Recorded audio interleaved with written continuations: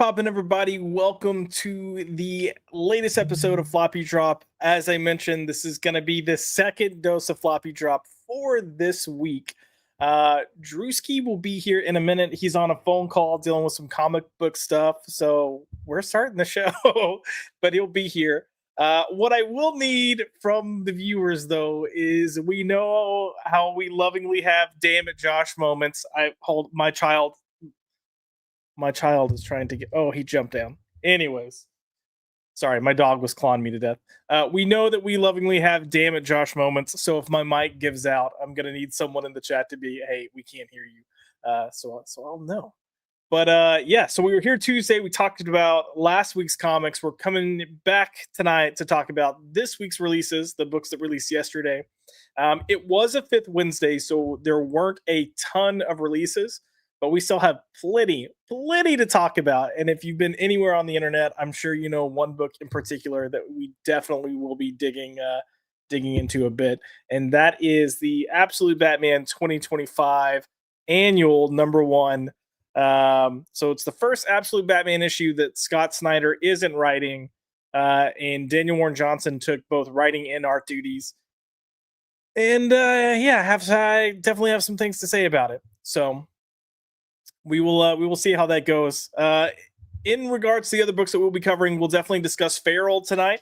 We're going to talk a little bit about Superman Red and Blue, and then we're going to go into some of the X-Men stuff because Age of Revelation is an ongoing thing, and I think we have new revelations every time we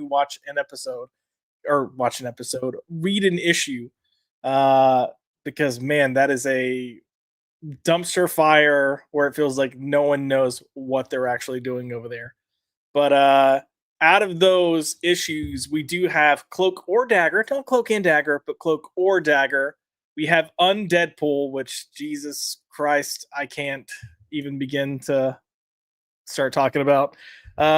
X Vengers, and then Expatriate X-Men. So it's going to be an interesting night, to say the least. So looking forward to it. But I think most of the night we're probably going to be discussing Absolute Batman because I think the controversy probably started when Daniel Warren Johnson released a commission that was a rendering of Absolute Batman choking out ICE agents, and that got released a few weeks ago, I believe, and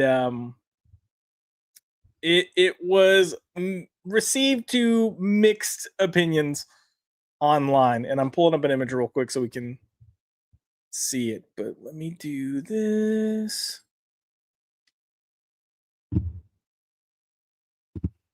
Hold, please. That's JW Batman. I know, right?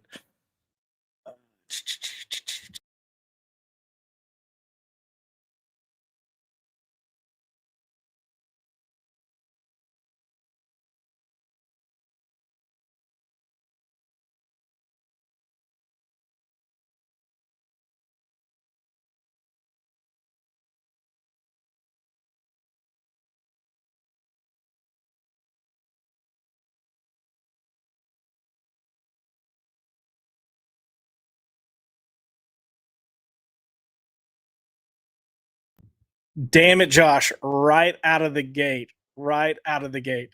Yeah, so we got this image here that's Batman strangling an ICE agent, incapacitating an ICE agent, killing an ICE agent. No one really knows. Uh I know. It's gonna be a fun time until Drew gets here. Hopefully my internet will stay strong for the rest of this period. But yeah, I think you can have a lot of connotations about what's going on with this image. You've got the ICE agent, police ICE agent at that. Batman's taking him out. No, JK, your volume wasn't off. It was my mic dropping out. And yeah, this hit the internet, and I think that even foreshadowed even more what we could come to expect with the issue that released this week, for the annual and the content that we were going to have in there. So, we'll get to that in a second.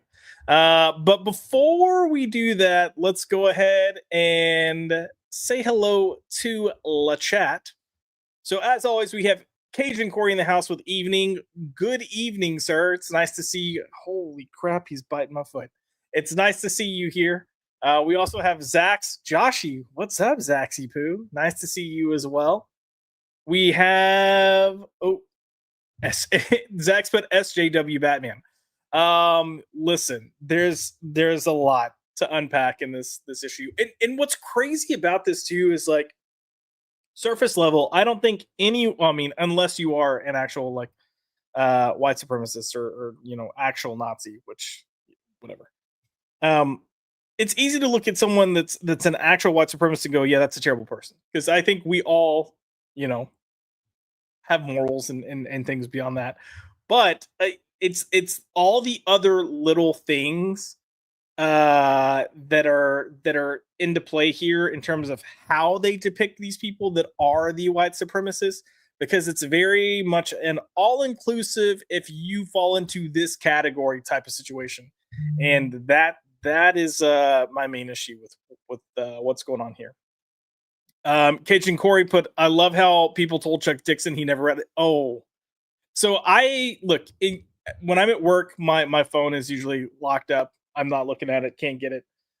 So anything that has happened on the internet throughout the day, I've completely missed. But yes, anyone telling Chuck Dixon he's never read a Batman comic, they're retarded. Chuck Dixon is responsible for a lot of stories that came throughout the 90s into the 2000s. Like he's had his hands not only in Batman, but Nightwing and Tim Drake Robin and Huntress. He's been part of a ton of the crossover events or the major story, like big event plots.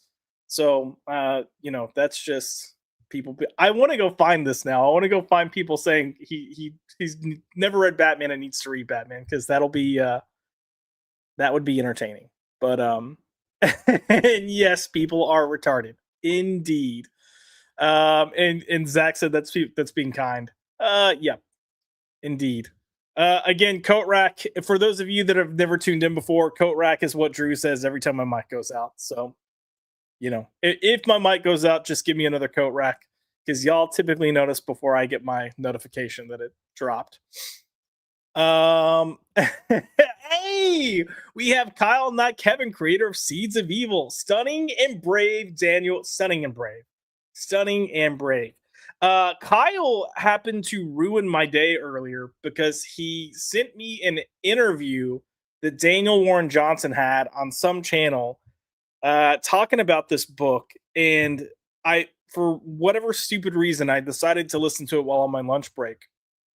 And the gist of the interview was essentially this. It's they're asking Daniel Warren Johnson was mentioning that he had been approached about doing something for Absolute Batman, but then he made it clear he didn't want to do just a fill-in issue for art, and that he didn't really have a story, so maybe he wasn't going to do anything. And then it was kind of left at that, and then some time passed. And then it was floated like, well, what if you did just like a one-shot story, like an annual or something? And then he's like, okay, I'll consider that, but I really don't have a story. And then according to him, he let me see if I can do my best Daniel Warren Johnson voice. Well, you guys, I went to sleep one night and then I had a dream. And in this dream, like I had this vivid image of this white supremacist doing the sick Heil, and all I saw was just Batman breaking his arm. And then I rose up immediately. I woke up immediately out of a dead sleep, and I was like, that's it. That's the story. And hence we get this annual. So if you've read the issue, that page, that splash page, is in the book. And oh, buddy, yeah. So, anyways, more to come on that in a second. But I was talking about that. When we start breaking down the issue, we'll talk about some of the depictions of these white supremacists and who they are outside of being quote unquote white supremacists. But yeah, there's a whole conversation on this podcast about why he chose police in particular to partake in this white supremacy. And there's a conversation about like, oh, it had to be done because it's such a flawed system. And already, like, I'm rolling my eyes because look, are there bad police officers out there? Sure. Are there bad people out there? Of course. Are there people that are white supremacists and racist? Absolutely. No one is discounting that. It's just the fact that you're in a little suburb outside of Gotham, and literally everyone except the priest is a white supremacist. So, and as someone from a small town, especially a small southern town, I'm like, bro, come on. It's just way too heavy handed. But yeah, he was then saying in the interview that he didn't include the police for any specific reason. He wasn't actually trying to say anything, and I'm like, are you kidding me right now? Like, you're very clearly saying something, even the way you wrote those characters. So JK put, since this is Darkseid's universe, is Batman evil? Batman is I mean, I would say yes, he's evil. And when we start kind of going through breaking down the issue, I will point out exactly why I think that. But yeah, he I'll just say he definitely kills and has no problem killing, and even has commentary about how killing sometimes words are not he actually says words are not enough, sometimes you need to kill. Which the timing of this coming out and everything that happened to Charlie Kirk, I don't know why this wasn't changed or altered in some way, because god, that's just bad timing. I don't read Absolute. Honestly, you're not missing much. I feel like I know people love it. I feel like it's really inconsistent. Bane is kind of a big deal. Hey, I will say the Absolute Batman stuff with Bane has been interesting. But I'm not gonna say it's great, but it's entertaining. So so Daniel Warren Johnson dreams about men. Listen, um if you could ever imagine someone from the Pacific Northwest that's like the biggest pacifist kind of like cuck type person, I feel like that's Daniel Warren Johnson. Like, just that is the vibe he's got. So uh, yeah. Sorry, I'm gonna get some downvotes on that one. But and look, I love Daniel Warren Johnson's work. I want to be very clear. I've been a big fan of Daniel Warren Johnson since the very beginning. Even when I was with Batman News, we had some of our team members there that had their own site called Comics Now, a podcast they were doing. They were on the Daniel Warren Johnson train before Daniel Warren Johnson was like a known name in the industry. They were pushing Murder Falcon like nobody's business. I've had conversations with Daniel Warren Johnson. He seems like a nice guy. And between Murder Falcon, Do a Power Bomb, Beta Ray Bill, gosh, what else? Like Transformers, he's had like banger after banger after banger. But my opinion changed of him slightly with The Moon is Following Us, I believe is what the book was called. And then this issue in particular, and just kind of the way he's going about this issue, rubs me the wrong way for sure. Obviously thinks readers are stupid. Okay, so I don't know if you mean Daniel Warren Johnson or Snyder, or just how they're approaching Absolute, but I will say there's this whole thing going on right now, and it's more prominent with television and film than it is with comics. But they are purposely writing, at least for television and film, they are writing with something in mind called second screen viewing, meaning studios are forcing writers to write scripts and plots knowing that people are going to be on their phone while watching. So instead of having a complex and nuanced story and script, they are forcing writers to say what's going on as if we were all idiots. That way we can keep doom scrolling or shopping or checking social media or whatever we might be going on, and not necessarily have to fully pay attention to the show or the movie. And I hate it. It pisses me off that these mandates are actually coming through from studios, because my thing is like, hey, maybe if you just had the complex, in-depth, nuanced story, people might actually put their phones down. Shocking. I mean, I know there have been plenty of times where for me, the sign of whether I think something's interesting or not is if I look at my phone. If I look at my phone and I look at my phone multiple times within the viewing, I know for a fact I didn't care for it. If I'm watching and I'm like, I don't even want to look away, then I know I'm loving whatever I'm watching.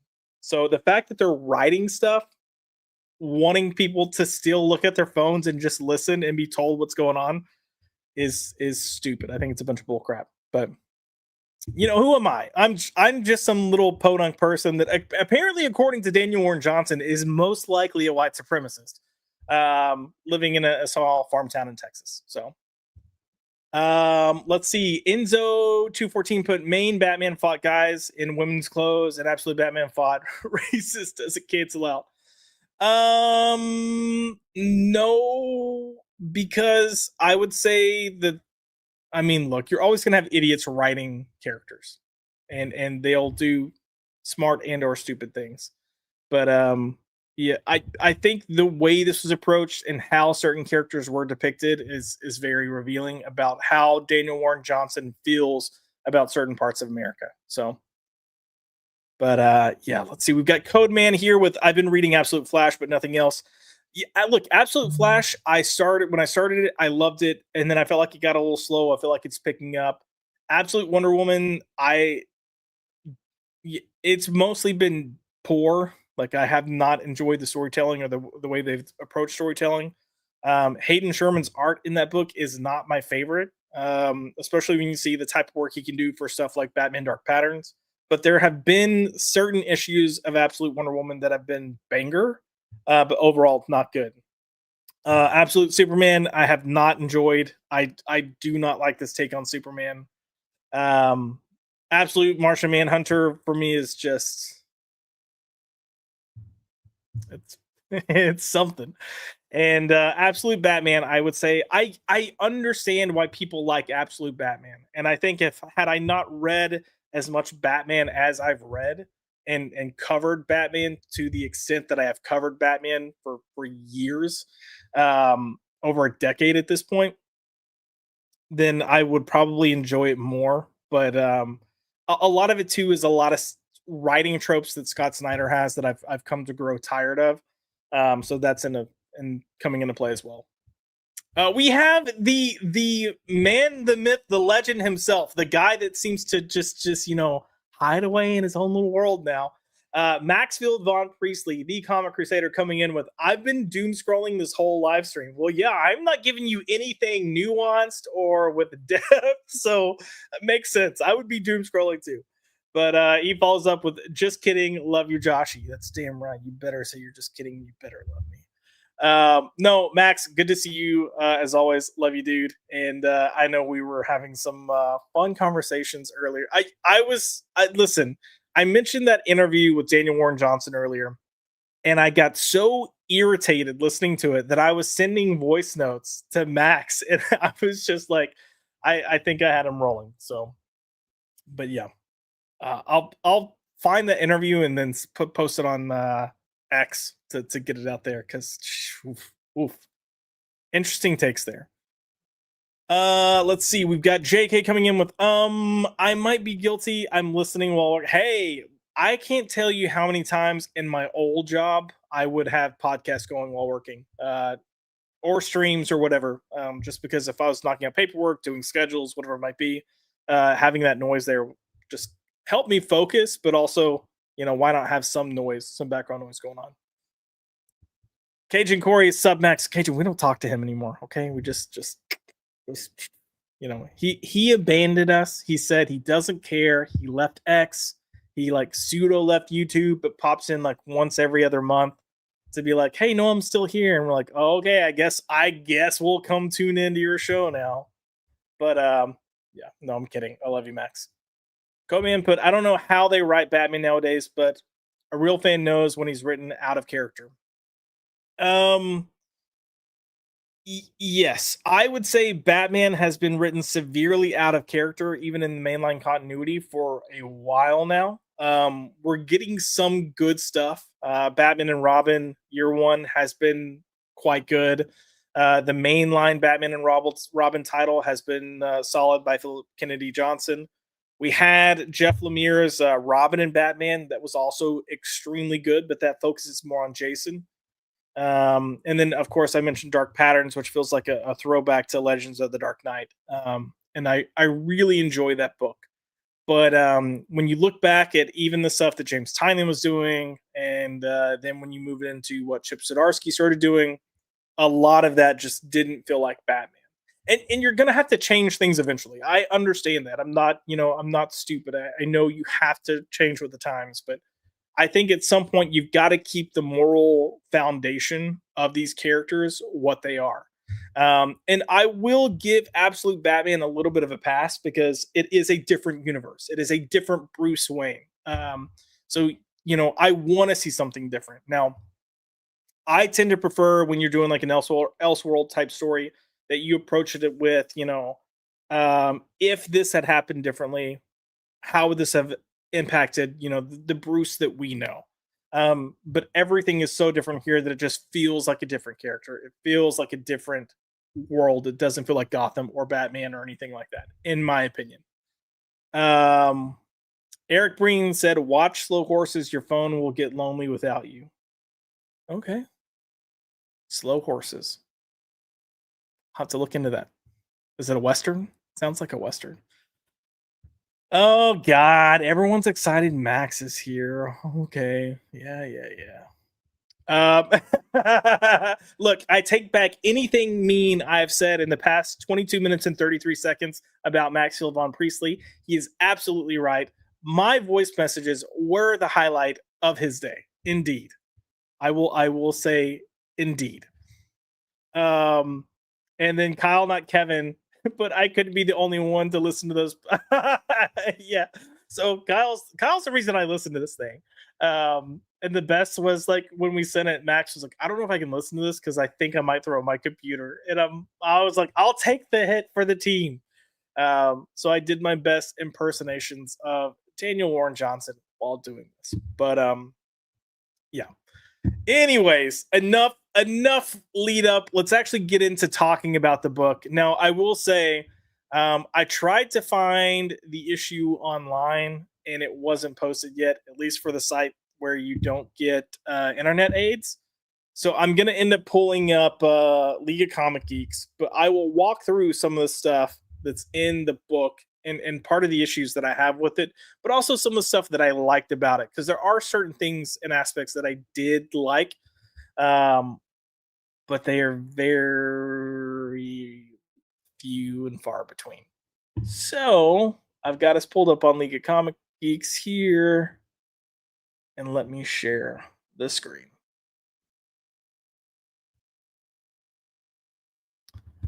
So it shouldn't be a surprise, but while coming here, this book has an exceptional 4.6 rating.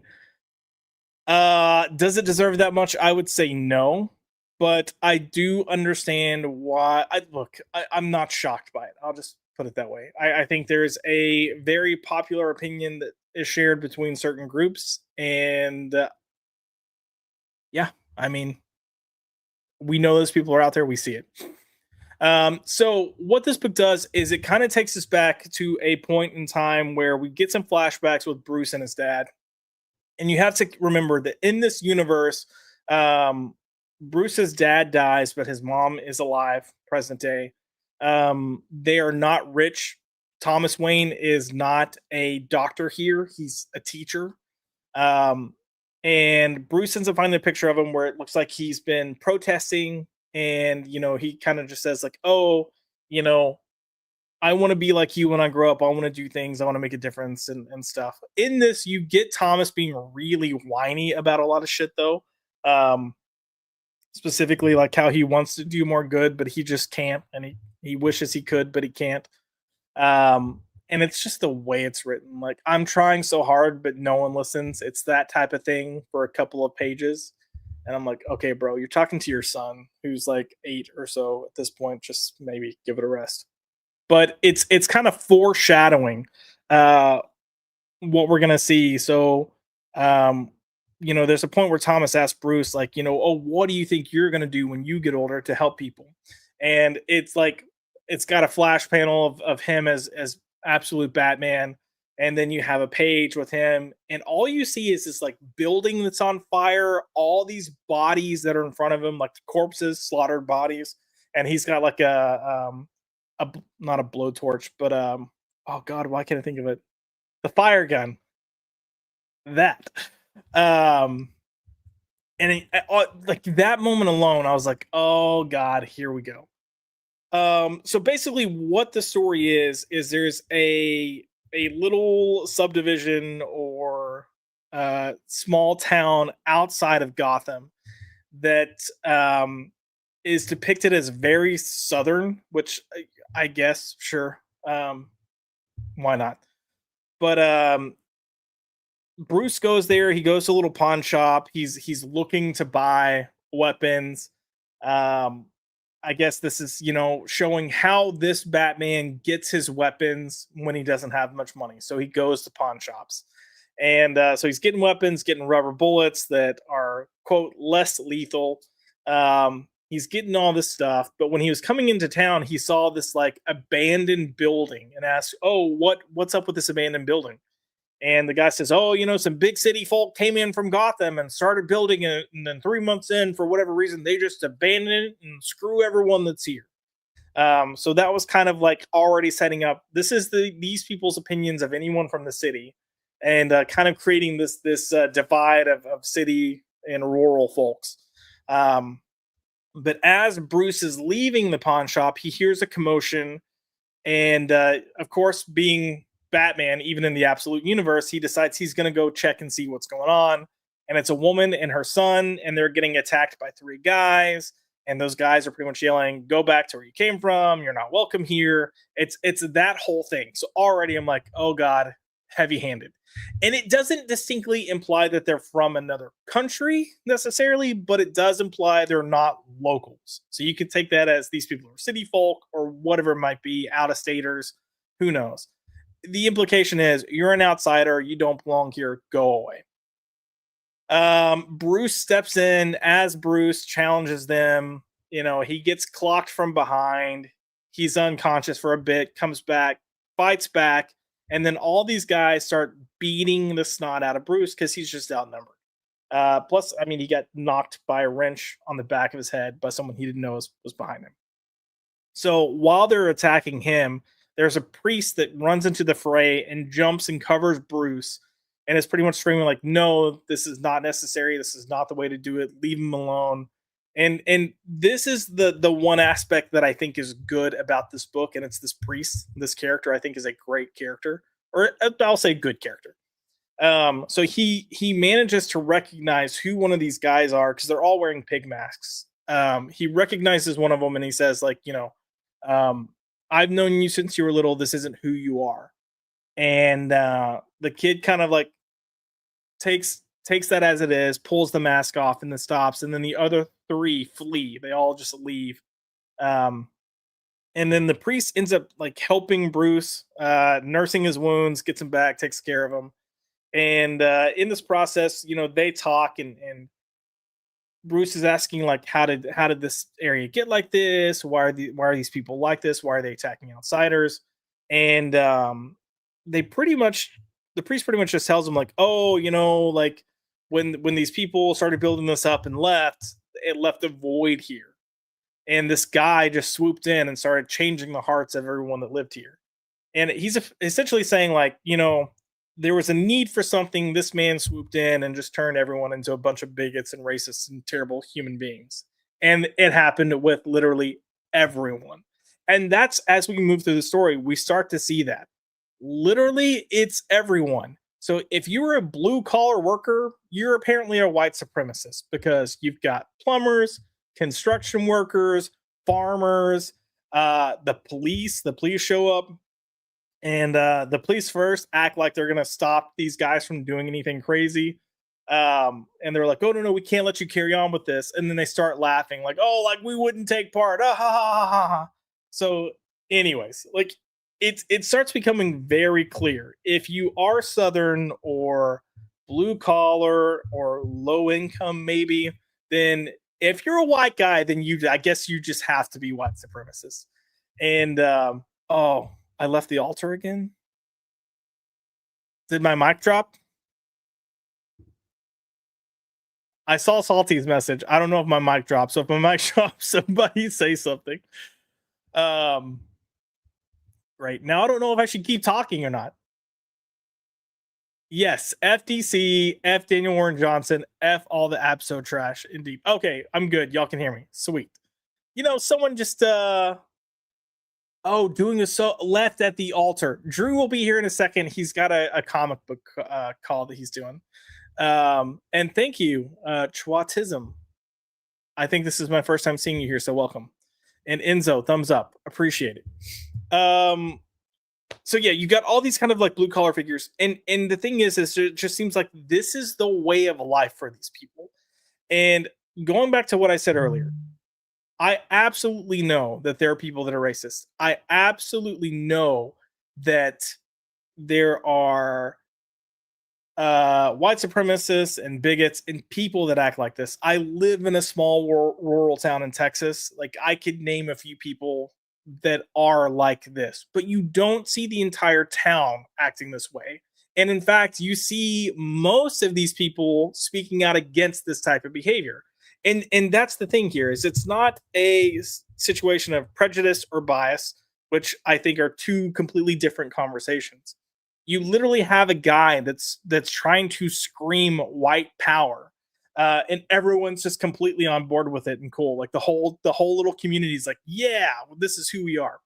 And that's my problem here is it's so heavy handed and so on the nose that it's like, oh, okay, we get it.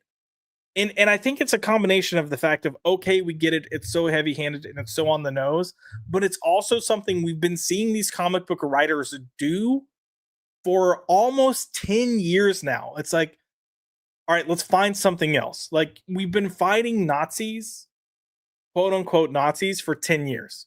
And sometimes in Captain America's, case, you're fighting actual Nazis, soldiers. But here and with these comic book readers, a lot of it has been this idea. It's the same thing we're seeing. Certain sects of the public have been called Nazis, racists, white nationalists, whatever, for a decade now, when they're not. And maybe you have a viewpoint that's different. Maybe you think things should be done a little bit differently than they are. Maybe you support something that these other people don't agree with. I get it, but it doesn't necessarily make you a Nazi or a white supremacist or a racist or a bigot, whatever it might be.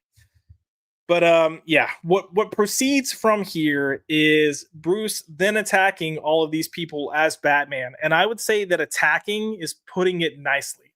Um, the dream that Daniel Warren Johnson had of a white supremacist doing a Sig Heil and saying white power, and then having Batman break his arm, it's in the book.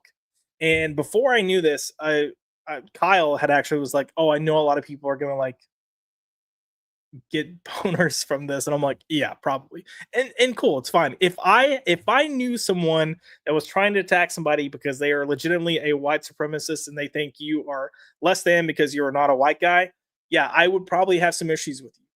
Not even probably, I would definitely have some issues with you. And if you physically attack someone, I would try to defend that person.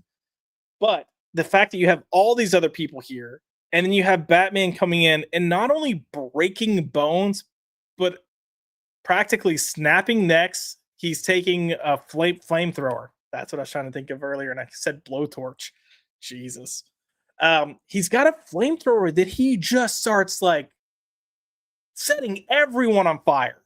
And it goes back to this conversation that he's having with the priest earlier when the priest is taking care of him, where he gets riled up and he's saying, like, no, there's no more time for words. Words are useless. You have to take action, and extreme action is the only way.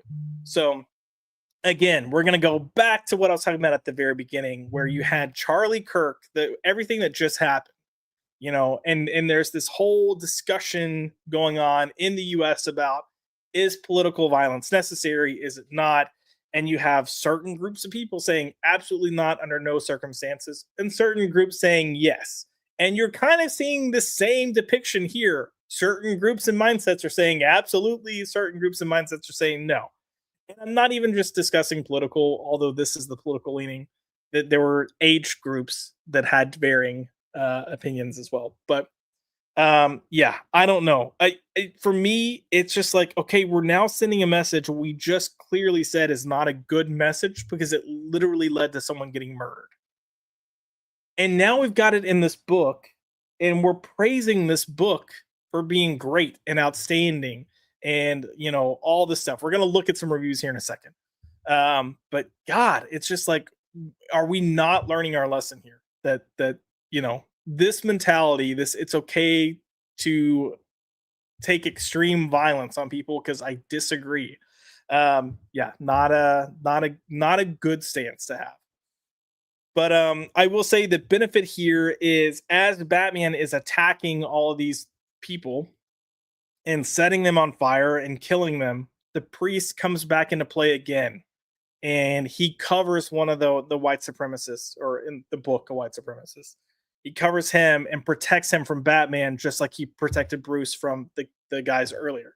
And I really liked that moment. I thought that was a good moment because he's sitting here saying, I don't know what the answer is to fix this, but this is not it. Stop. So for me, the priest there, outstanding. Like that, to me, that should have been the message. And had that stopped there, I would have been like, all right, good job. This is a solid book. But it doesn't. Bruce tells him he's wrong. He doesn't understand. This is his way, and only his way works. And then just keeps on annihilating people. So I was like, well, okay, whatever message you thought you were giving here, it's gone. It is out the window now. Done. And I'm pissed off at this point.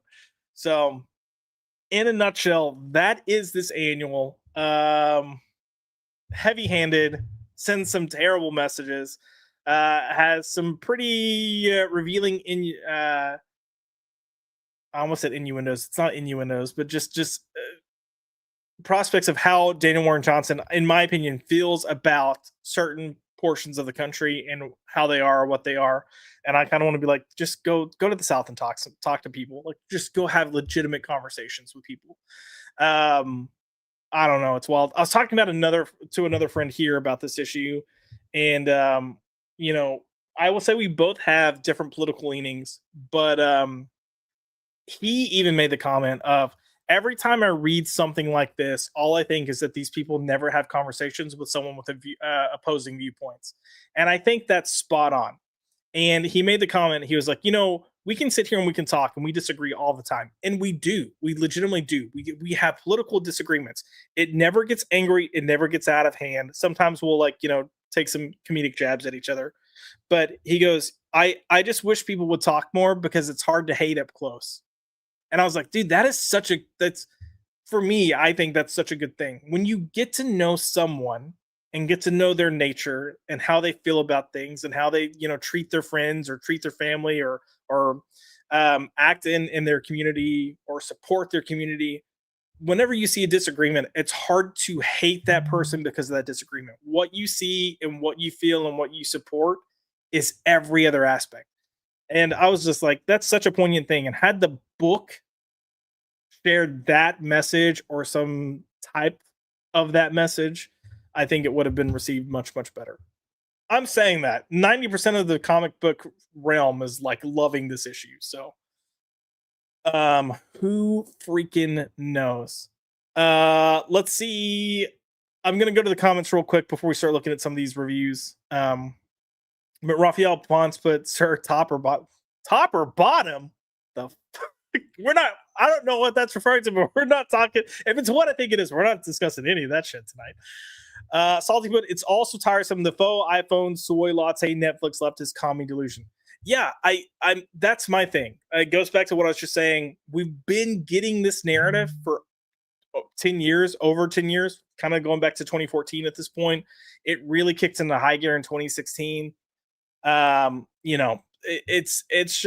It's old. It's so old at this point. And I would say I honestly expect better from Daniel Warren Johnson. And there are moments of where it looks like he had a more balanced, nuanced story that with an actual message to tell, but it gets abandoned so quickly that I can't. And then Salty put DC is fetishizing 1940s, 50s worst moments as modern day America. It's ludicrous inversion of their self hatred for being weak liars. Yeah, I think that's actually a good way of putting it. It's the fetishizing of 1940s and 50s worst moments of modern day America. And again, that's not to say that there aren't problems today. That's not to say that there aren't problematic people today. There are, but this paints it as anyone that's of this type of career field or from these types of areas are this way, and that's a problem. And it also presents the message that these people are essentially like a virus and need to be completely done with.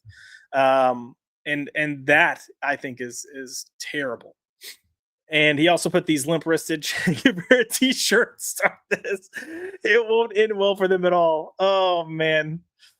Yeah, I remember it was like probably 2012, 2013 when I first started seeing the Che Guevara shirts pop up, and I was like, "Do you guys even know anything about Che Guevara? Like, are you no, no, no? Okay, you just got it a hot topic. Great, cool." Um, Salty also put the IP Batman needs to be protected from the shit like this from the creatives. DC editors used to 86 crap like this. Rob Levine is balls deep into it. Yes. There used to be a Bat Bible that anyone writing Batman had to adhere to. Now, if you were doing an Elseworld story, you could navigate a little bit away. But if you're writing mainline Batman, there were certain standards you had to stick to. The no killing thing was absolutely one of them. There were reasons for this. They even kind of explained the stance. But how Bruce treats citizens, how Bruce operates as Batman, who is the real face, Batman or Bruce Wayne, all of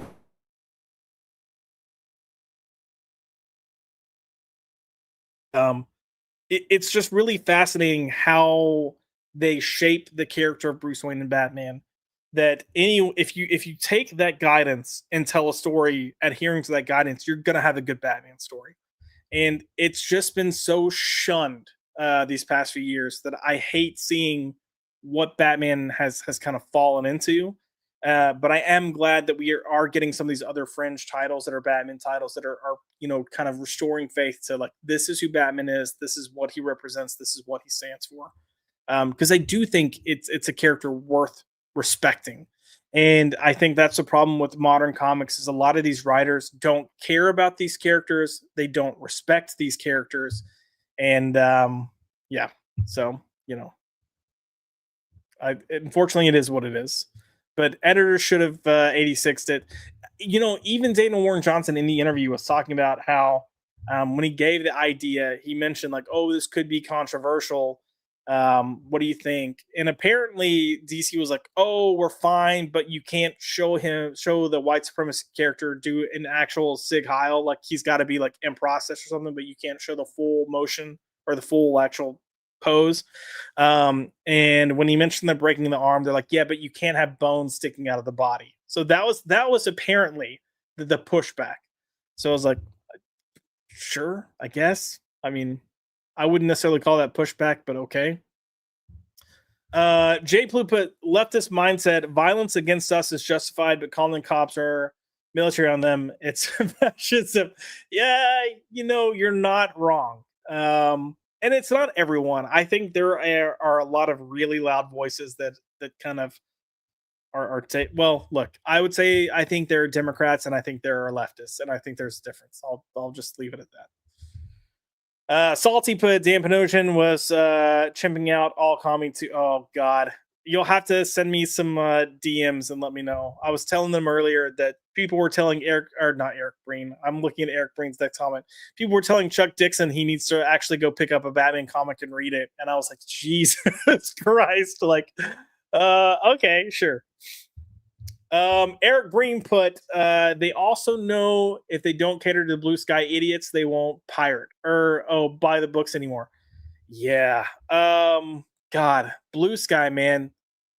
So look, I will be completely honest. I had never been on blue sky, never signed up for it, didn't do anything. And then when the Gretchen Felker Martin stuff was coming out, I created an account just so I could go snoop. And the amount of um retardation that's on there is wild.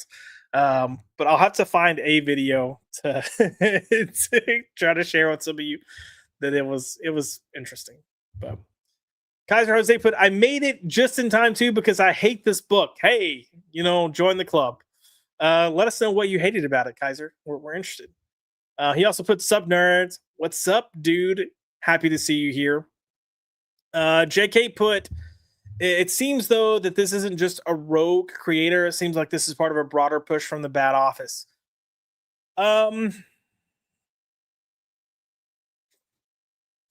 I think you have a lot of editors that are, so look, editors are controlling everything right now.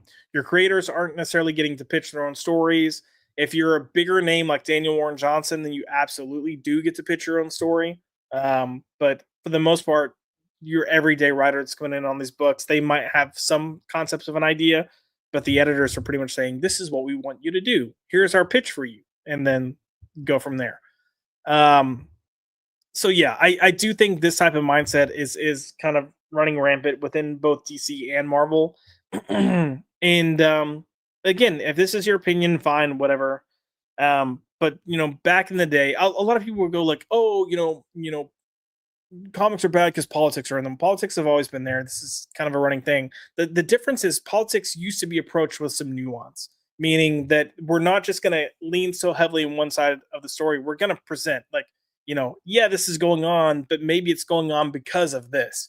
And just simply doing that very easy addition, having that simple kind of thread there of going, A plus B could be the potential reason this is here. Um, Helped create nuance, helped create a conversation as opposed to someone preaching or yelling about what's wrong with insert group here. Salty put JK 100% correct. They attacked Gretchen, who then sipped all the tea on this DC America hate, but this Abso shite is okay. Right. That's the crazy thing. So everyone's like, oh, I think a lot of people think Gretchen Felker Martin got fired because of the Charlie Kirk tweet, and it actually wasn't the Charlie Kirk tweet. It was the tweet about cops killing themselves, but they're not human beings, so it shouldn't really matter. That's what actually got Gretchen Felker Martin fired. So the fact that you then have this book, which is kind of doing the same thing, because it doesn't do anything to paint a picture of there are good cops and bad cops. It literally paints the picture of cops are bad, cops are white nationalists. And I think that's, I don't know, like we have people attacking cops and ICE agents. We have people making threats against their families. Their homes are getting doxxed. Like, this is not a good message to send right now. It is a mess, JK. Completely agree. Kaiser put, does Daniel Warren Johnson believe every non-lefty is a white supremacist? So yeah, that's kind of what I was saying earlier. Everyone here in this town is essentially a white supremacist except for the priest. But they make a point to highlight, like, here's a plumber, here's a police officer, these are farmers.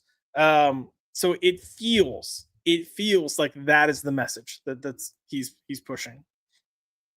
Let's see. Salty said it before, after Adam's Aquaman run ends, that's it for DC. Zero Marvel pools. I'd rather waste my money on Mark Spears blind bags. Hey, I know I was shitting on blind bags because I don't get it, but I'm all for that 100%.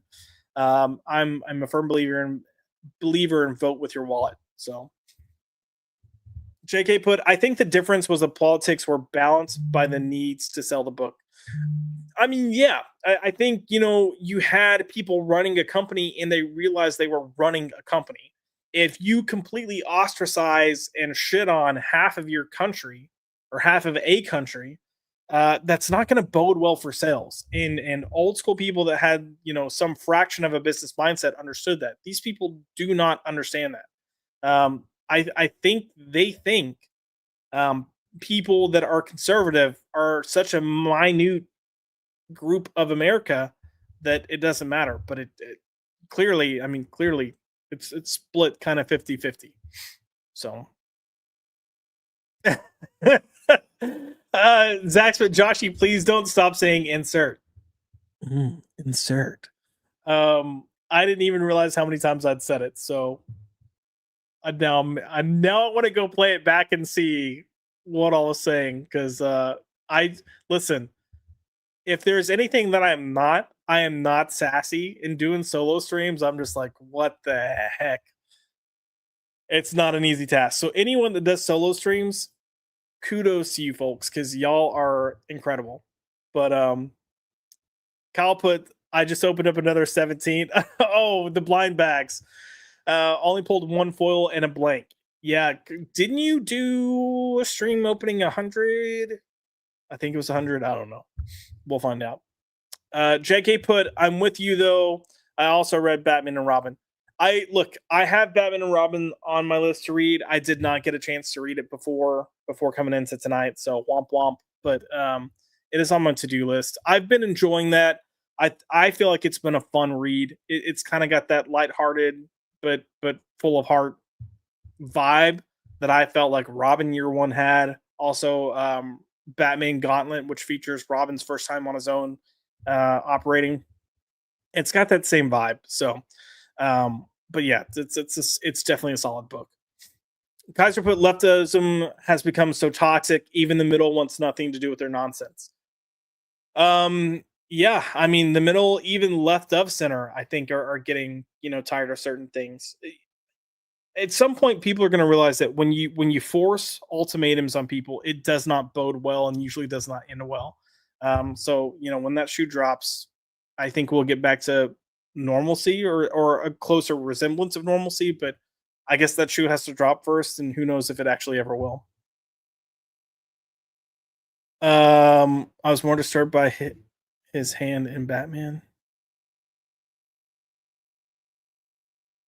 I don't know what that means, so fill me in. I mean I'll be connecting dots right now. Kyle just opened up my Seeds of Evil box, hidden homes, cool beans. So he's opened up 500 blind bags. Jesus Christ, get a life, you freaking loser. Um, and then Salty saying, Kyle, not Kevin, creator of Seeds of Evil, dude. I only have one foil, and it's the glow in the dark ghost cover. My LCS just pulled me the last two on order. Fingers crossed. Nice.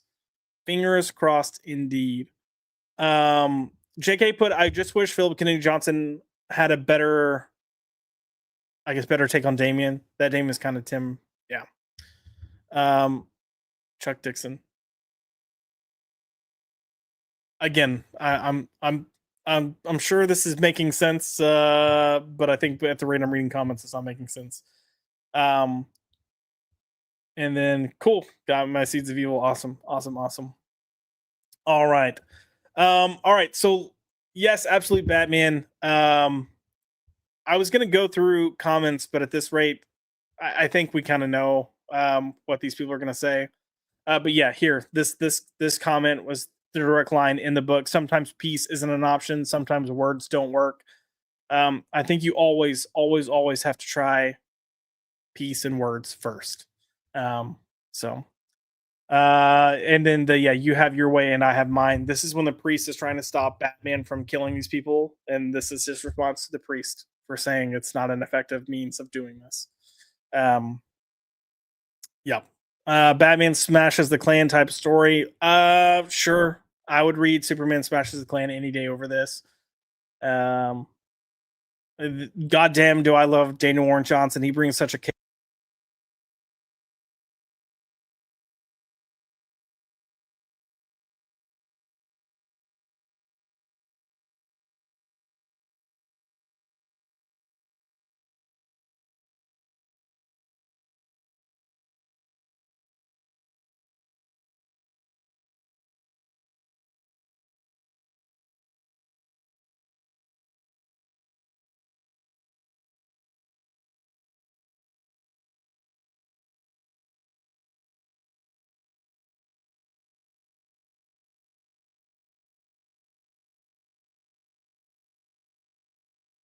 dang.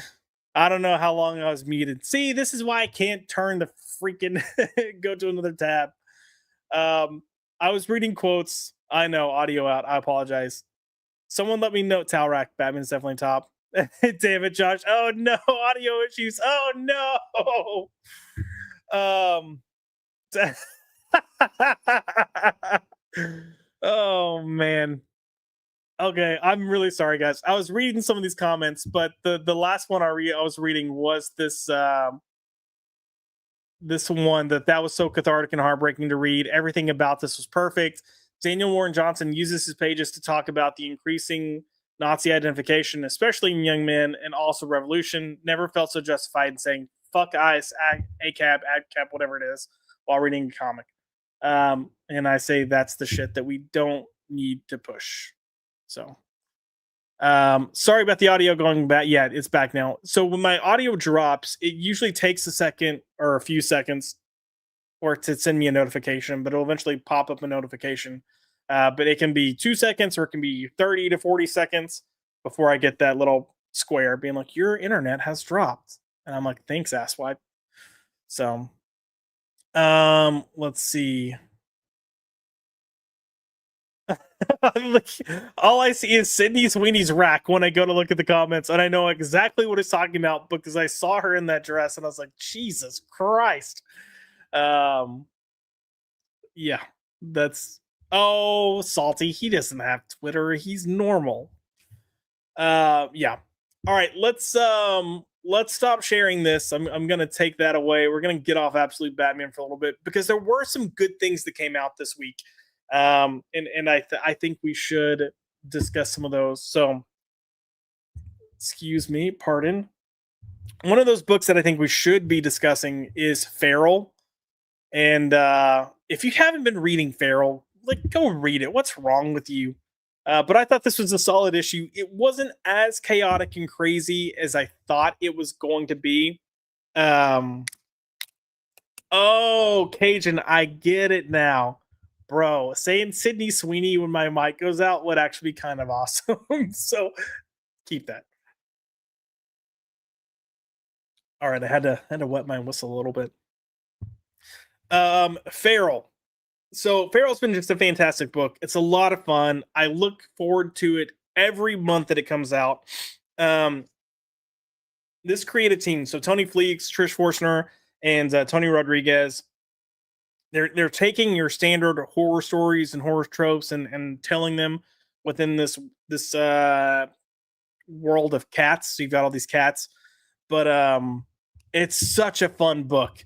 And this latest arc to kind of there, it's basically like a zombie story, but the cats to escape this virus and get some food. They found this pet store, so Pet City is kind of like Petco or PetSmart, but they're like, oh, there's going to be food there. That's where the food comes from, so like let's go there. So when they go there, they see that there are all these other cats there, and it's this hierarchy of cats surviving, and they're like, okay, we'll coexist with them, but then they're kind of like a cult because these cats have only known the inside of the store. They've never actually lived outside. And they then soon discover that the reason these cats are so well fed is they basically have like a breeding regiment of giving birth to cats and kittens, and then they're eating the bad ones, and that's why they're all living the good life. So one of our main characters is ordered to death because he's just a curious little kitty. But you know what they say about curiosity in the cat. So and then when that happens, it becomes we've got to escape. How do we escape? Well, we got to get the doors to open. So they do. This issue kicks off with the doors to this pet store opening and all these feral infected cats coming in and attacking all the other cats. So it is a slaughter, and I mean slaughter. But you've got some melodrama here, which all right, it adds some stakes that are a little bit different. But you have a little tomboy cat that may have gotten it on with two other lady cats, and now they're having their issues. But yeah, I mean, you have this all out fight going on. Hell is completely breaking loose, and it looks like the only way out of this is to run. You got to go back in the wild, get out of here, and save yourself. And that may not actually be the case. But my favorite moment was this moment where it looks like the little kittens that are here are going to get killed. And one, they've got Mr. Ghost coming in to help. But there's another moment where Mush Mush comes back, who we haven't seen for a while now, but Mush comes back in and saves the day. So gotta love dogs, baby. Gotta love dogs. Um, but yeah, Mush comes in and Mush starts cleaning. Hey, there we go. There's Mush.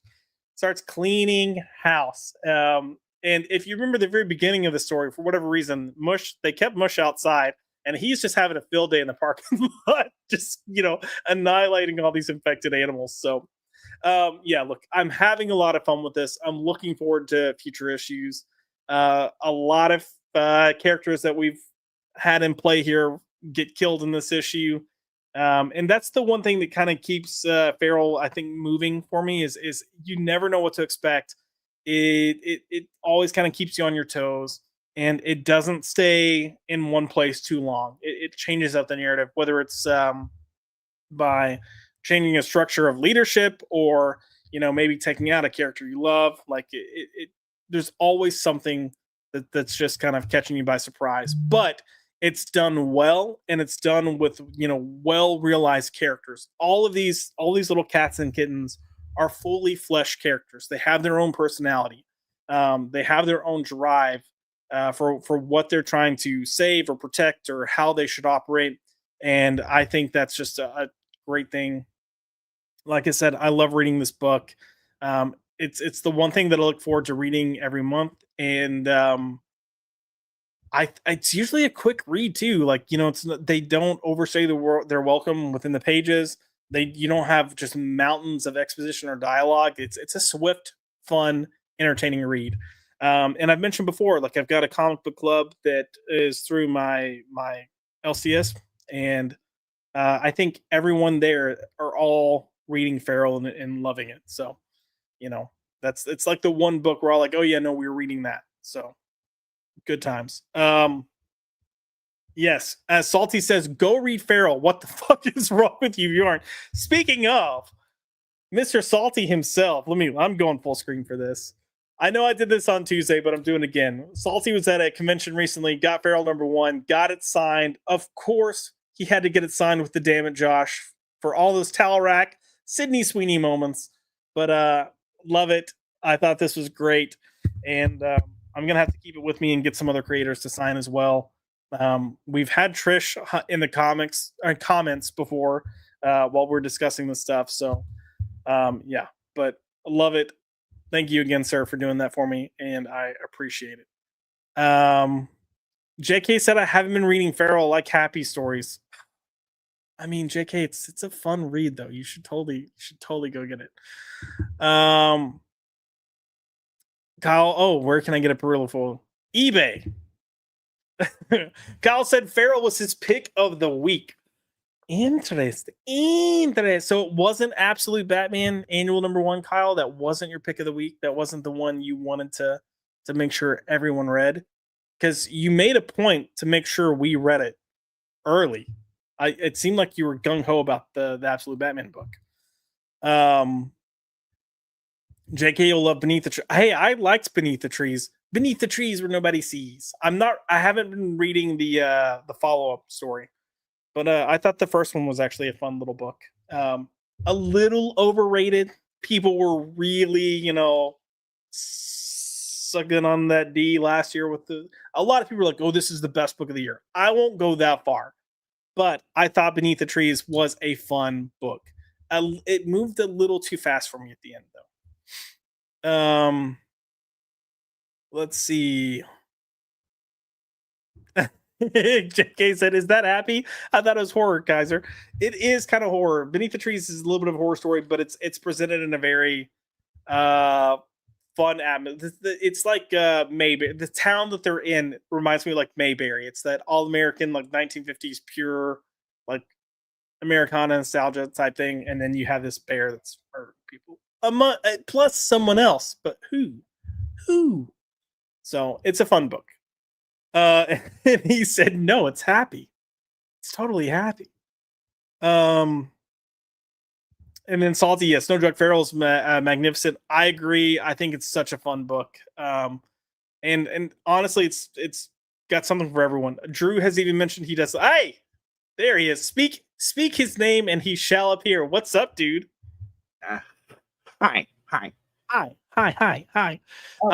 Sorry for the delay, folks. Sorry for the delay. Yeah, I just got off the horn with the publisher of TCM Press and Aaron Sparrow. We're getting things rocking and rolling for the books. So yeah, wheels are in motion. So yeah, we got some big stuff, big plans happening. Indeed. I mean, I've always told Drew, like, hey, if anything ever pops up, like, by all means, just let me know. But we announced at the beginning you were on some comic calls and would be joining us afterwards. But we're talking about Feral. I was just kind of going through the comments on Feral, so I don't know if you want to add anything on this week's Feral before we move on. I loved it. I thoroughly enjoyed this issue. It was a lot of fun. Yeah, this segment when the what's his name comes into the store, it's like, oh shit, yeah. yeah, I love it. Yeah, he just goes to town in there. Love it. Yeah. And it's just great seeing like the one segment of the cast, like, you can't hide from this. You can't keep running and hiding from this. All right, doesn't matter what the hell you do. All right, yeah. And there's great stuff in this issue. And it has a great ending, great cliffhanger. And I just thinking about the issues this week that came out, I think this was probably my favorite issue this week. I mean, real quick, we didn't really talk about this week's books outside of one, but this was not a good week. There weren't that many good comics, and at all. Yeah, and because I think this is like that dreaded fifth week or whatever in a month, but this is one of the few. Very, Agreed. very, very few. Very, very, very few. Yeah, when I started, I was like, look, we're not going to have a ton of books to talk about because one, a lot didn't come out, and then a lot of what did come out wasn't even great. Yeah. But yeah, so fully with you on that one. Real quick, just gonna finish out these comments, but Salty is letting everyone know that Salty is based. Indeed. Good. Yeah. Kaiser Feral's a top 5 contender. Honestly, dude, I mean, yeah, I need to go back and kind of rethink on the year and put things holistically, because it's interesting because looking at like last year and even the year before, I feel like there were very distinct standouts of like these 3 books were like excellent, and then you had a lot of really great stuff as well.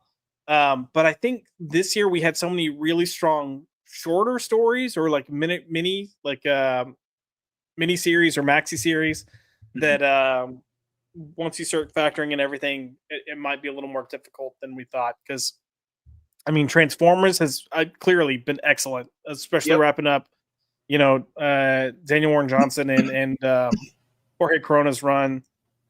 What else has there been? The Daredevil, Cold Day in Hell. You had Robin and Batman Dark Patterns. Like once you really start thinking about some of the books that are out there, you're like, oh shit, no, there's actually a lot of good books at the moment. So I'm not pulling a ya boy whack. I'm just saying there are some good books at the moment. Yes. So JK said, by the way, Doomface is fun. We've got Kaiser coming in with, I haven't read my Doomface digital copy yet. There, go read it. Salty said, humble is my middle name. Indeed. Can only put, hello everyone. I have Feral book 1, never read it. Wow. Is even worth going forward? Yeah, dude, yes. I would say it is. And I'm not gonna lie. After this issue, about a few issues forward, you're going to want to stay. You're going to want to keep reading. I can't. Yeah. The sworn to secrecy. I can't say anything, but you're going to want to keep reading. Yes, Cannoli. I think it's a fun book, man. I don't know if you just mean the first issue or the first trade, but definitely get it. The first trade is almost kind of like a prologue to kind of get you involved in what's going on in the world. But the arc with the hoarder lady is. Oh my god, that's the best. That's the best one. That's one. Holy shit! So crazy stuff. Yeah, it's good. Go read it. Cold Day in Hell is a top 2 contender. You might be onto something. Did anyone read Return to Planet Hulk #1? I did I not.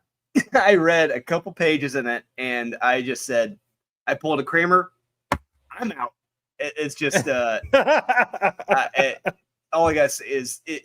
Screw She-Hulk. I am Oh completely over this. no. I am over this character. As if the show wasn't bad enough.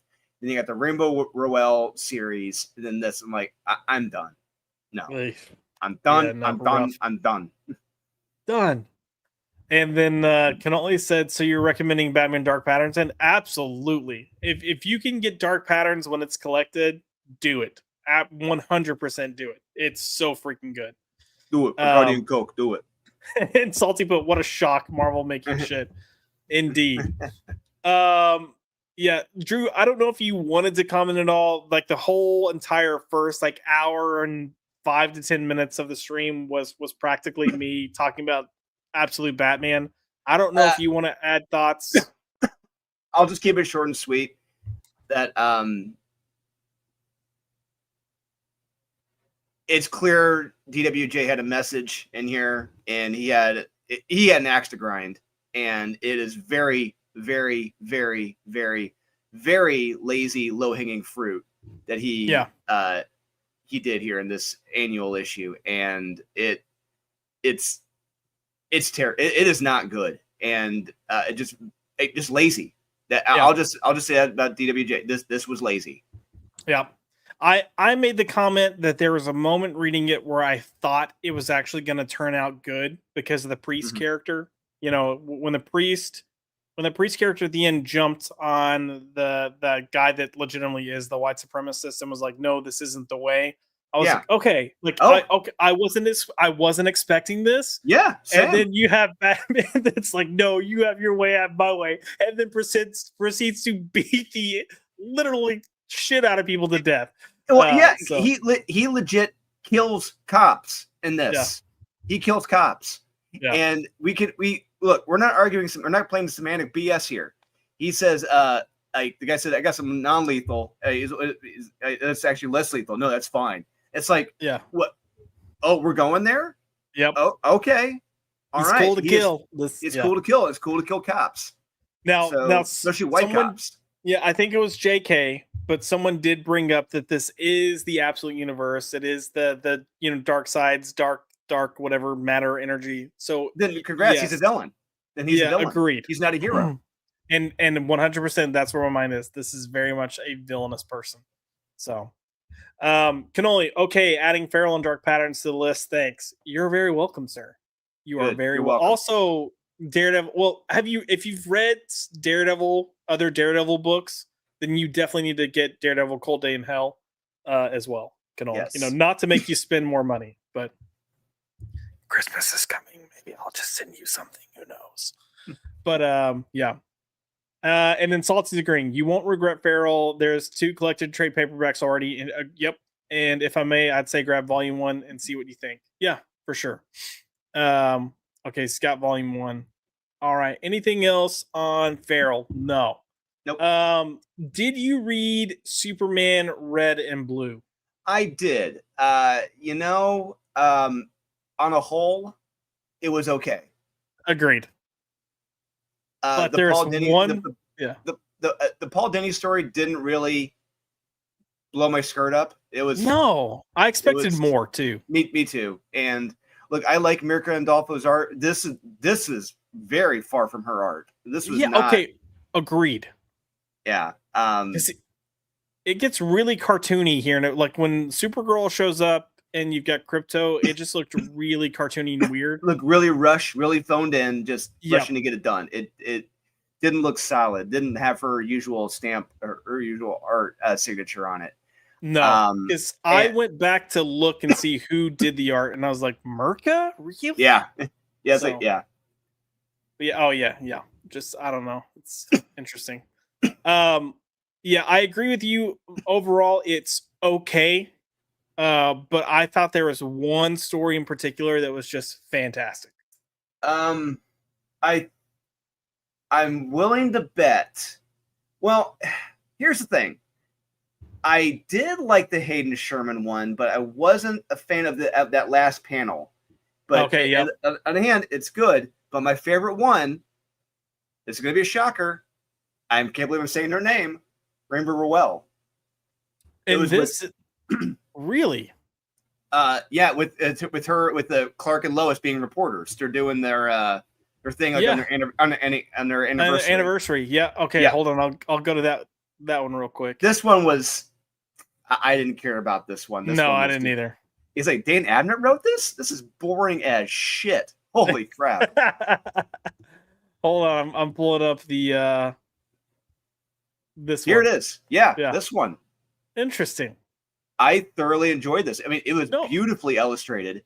Yes. And not just that, but it's their anniversary, but Mhm. you have Lois and Clark, being reporters, and doing their job. But it's over something pretty fucking lame. I'm not gonna lie. The Metropolis getting the Olympics. I'm like, really? That's what you're concerned about, getting the big scoop on and confirming it? Yeah. Oh, okay. Pretty low stakes there. Small potatoes, but okay. But it was great seeing them be a couple, be together, work on it together. I really enjoyed this one. I was shocked. I agree. To the point that I don't think Rainbow Rowell wrote this. But I will say yes. I'm a little shocked myself. I like this because it does show them and how busy they are and how little time they get together. But it didn't do the whole melodramatic thing of like, oh, when am I going to get to see you for my anniversary? It's very much like we both know what we're doing. We both know we love each other. I even really like this quick brief scene with John here where he calls and says happy anniversary to Lois, and she's like, thank you, sweetie. And he asks, has Dad called? And she's like, no. And he goes, well, he will. Like, it's not a question. Like, he will. Yeah. I also want to point out that John Kent looks like the barista in Kneel Before Doomface. Ooh. And if you've read it, then you know what I'm talking about. But yeah. No, I thought this was a solid story. I did think this was fun. It was not my favorite story though. Was it the Hayden Sherman? No, it was the Michael Walsh. Which one was that? It was the second one.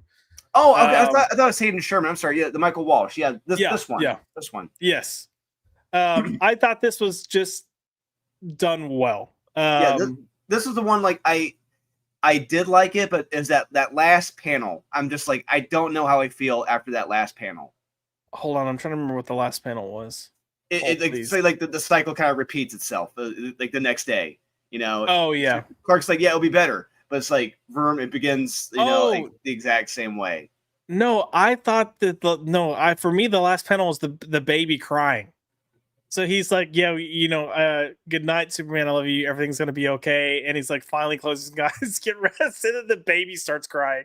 Yeah. So it's like, it tells me like the cycle is repeating itself. It sounds like, to me, I interpret that as, no, things are not going to be okay. The cycle is going to keep repeating itself. I mean, sure. I guess I didn't take it that way, but I can see I can see that now that you're saying it. I did enjoy this. I felt like it built nicely. Like you're seeing he's doing stuff, but it's not super manic of everything that he's having to do. And I liked his interactions with citizens.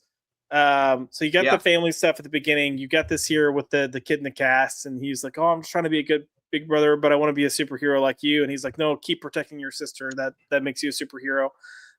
You have a moment later where like it's teenagers and a kid was dared to do something, and he kind of gives them the dad like, hey, listen, I know when you're young you feel like you're invincible and you can do anything, you have a million chances, but you really only get one life, so be smart. I loved those moments. And then you have the moment where he hears, well, even this is a person that he saves earlier, but still didn't get him to the hospital in enough time to fully save him. So this person's passing away, but he decides to sit with him in his final moments.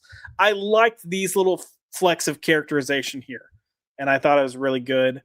But I thought this moment was powerful. Where, when you hear everything, and it's not the first time this has been done. This has been done in Superman quite a bit. But sometimes it's nice to be reminded, like, hey, this is what his reality is like. Mhm. and then just having to kind of like recenter yourself. And Mhm. you gotta keep on going and do what you can. And the even though baby John's asleep here, being I love you. So yeah. I thought this was a okay book. I'm with you. I think the two best stories were Michael Walsh's and Rainbow Rowell's. I felt like they had the most heart. Yeah. Um, so in I've grown to, whenever you have a black and white or black, white, and Mhm. red or a red, white, and Mhm. blue, I come into it not expecting the best ever, Mhm. because I feel like usually you get like one or two okay stories, a really good story, and then one that you're like, what the fuck was this? And So, sometimes you get Superman getting raped. So yeah. oh God, yeah, Jesus Christ. Why do you have to remind us? Why do you have to remind us, Drew? Hey, that was Why? from the outstanding during the GM who was running DC Comics back in the day. A few years ago. I thought that was a good idea. Yeah, that was but who the guy that wrote it was the guy that wrote 12 Years a Slave. Crap, Yeah, what's his, I can't think of his name, but that guy. did the other history of the DC universe, and Yep. where Just Superman was portrayed as a evil white guy, and I'm noticing a trend here. Yeah, yeah. Oh yeah. Salty Hatted Walsh Joe in Red and Blue. Again, I thought his story was solid. You just have to know that when you're getting these like compilation books that you're never going to get anything. Well, I'm not going to say never. Sometimes you get some really nice impactful short stories, but usually you just get a nice kind of palate cleanser, a nice reminder of what makes these characters great, and then you can move on. Guys are put, speaking of Christmas, don't forget to ask Santa for the Rook Exodus hardcover. Yeah. Um indeed. And then Salty put, I love when you talk dirty. That's awesome.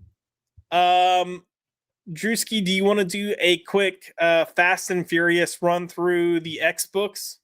Oh, yeah. Let's do that Okay. because I did read these. I did read these. Okay. Yeah. So I'm gonna start with the one that I thought was the least shitty. That's, I mean, if I were to score this, I'd give it like a C, maybe. Yeah, this was one of the two.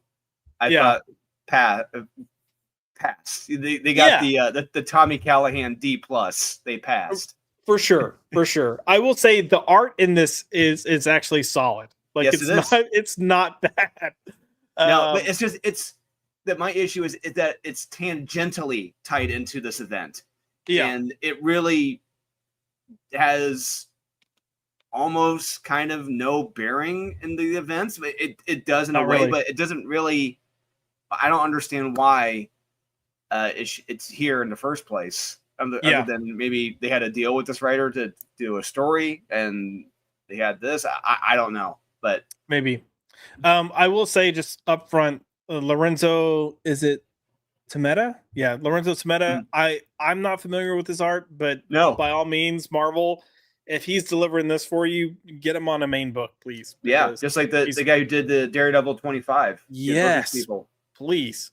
Yeah. I will say conceptually, I kind of like this idea. Again, we've talked about this like multiple weeks in a row now, but these tie-in books in no way feel like they're connected to what's going on in the Age of Revelation. Like they all just feel like different time periods, different worlds, different. It just doesn't feel like they're actually connected. But what I liked about this is the way that whatever this mutant virus bomb thing is that's turning everyone mutants, the way it impacted Cloak and Dagger here is that they can no longer operate on the same plane. So they have to swap, instead of working together on this plane, they have to keep swapping in and out. And I feel like that is a fun concept for a story or an arc. So I thought that was cool. Yeah, and there's a great twist at the end, and I'm like, Yeah. oh, interesting, kinky. Yep. I like kinky. This. I wasn't expecting it, and I'm actually tempted to come back for the second issue of this. Same. This is the first book where I've been like, I am cool to read the next issue.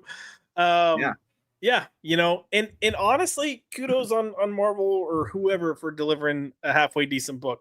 I'm not sure how I felt about the Von Strucker kids, grandkids, whoever these people are.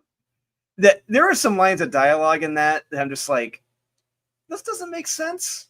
I'm just trying to figure out what you're saying. Like a better home for better mutants or something. I'm like, what? They tried. Okay, they tried. Whatever. But there was so much good, but I guess you can't have can't all be great, can't all be winners on all the pages. But it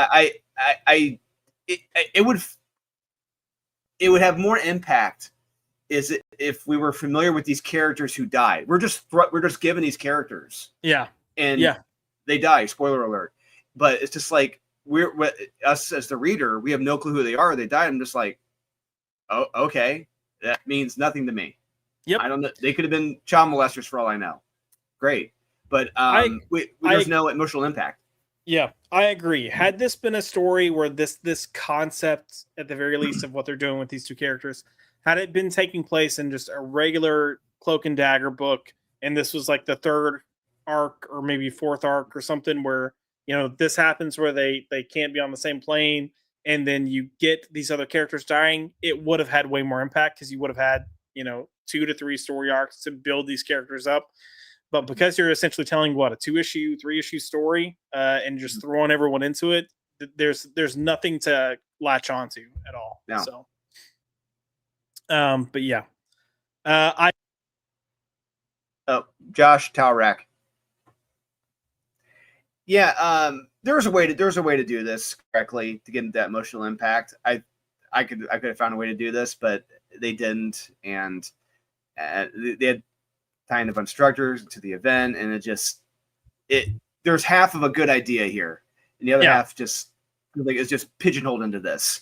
It really feels like I really feel like there was a story here. They just said, like, you know what, this would be great for this event. It's like, okay, let's rework it into this. Yeah, agreed.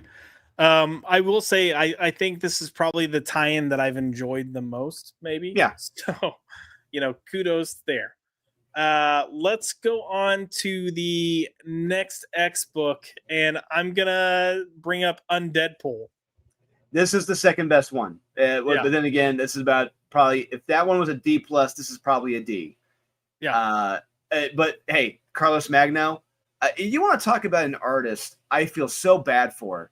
He is incredibly, incredibly, incredibly talented. Yet he gets pigeonholed into these shitty stories. Yeah. And case in point, once again, his talents are wasted on this book. But if I will say, there's one aspect of this I do appreciate. It's Tim Seeley's humor, quote unquote. Because these characters, they're pretty fucking lame. And I do like how Daredevil talks about one or two of them, like the Daredevil stand-in. Like, he's completely fucking lame, 100%. Just completely useless. Yeah. And it's stuff like that is pretty funny. But on the whole, for the rest of this issue, nah. Yeah. You're here for the Mango art, the Carlos Magno art. Yeah. The art, I think, was also the standout here. I thought it was fine. Look, anyone that knows me knows I'm so over Deadpool, just like I'm so over Harley Quinn. Yeah, I'm so over that fucking bonnet thing over the top of the mask, at the back of the mask. Like, stop it. Yep, that little dink. Yeah. Yeah, I will say that there were a couple times I definitely chuckled with the dialogue, but I don't know. I think part of me is just so over Deadpool as a character that I did struggle a little bit with this. I kind of found it funny that this was the Merc without a mouth because, he can't talk because he's an undead zombie and he has no control over his body at this point. So so his brain from his body, they're operating on 2 different wavelengths. Yes. So it's like, okay. So, at first I thought we weren't going to get really any dialogue. You do get it. It's just all like internal dialogue for him. Yeah. But I don't know. Again, I feel like this is something where you could have had more to this story to kind of connect it to what's going on, but do you need it? I don't know. They're all focused. Almost all these books are focused on the outer rim of what's going on in the event. But even with that, there's no clear picture of like we're told that Revelation is the overarching villain of this, but But at the same time, we're kind of shown that, oh, maybe he's not the biggest baddie, you know, maybe he's kind of losing his power or whatever. He's not the big fish. But it's like, so, and there's not really one clear good side. There's tons of good side, bad side. It's like, it's not a clear picture of who's fighting who. Yeah. And I don't know who to follow. I don't know who the good guys are. I don't know who the bad guys are. I don't know what the hell's going on. Yeah, no, completely agree. It's the massive glaring problem that's staring you straight in the face with all this. So, yeah, but no, the art is fantastic. And yeah, this guy should be getting more work. Because again, I would say work on good projects. More work on good projects, yes. Which probably wouldn't be at Marvel, but no. Yeah. Go to DC. Go to space. Actually, you know what? If Jonathan Lau ever needed a break on Space Ghost, Carlos Magno on Space Ghost. There you go. I'd take it. Let's talk about X-Vengers real quick. Sure. Oh god. You want to talk about there's one. Okay, so real quick, one thing I'm pissed off about is that one, finally, Hawkeye's back in his goddamn mask and costume. Yep. Two, it's like he's given the stupidest fucking mutation. It's like it feels like it's like slapped in the face. You want him back in the costume? Here you go, dumbass. It's like, oh, okay. It looks fucking lame. And all these mutations are fucking lame. And on top of this, you get what's her face. She's now the new Captain America because she found Steve dead with the shield.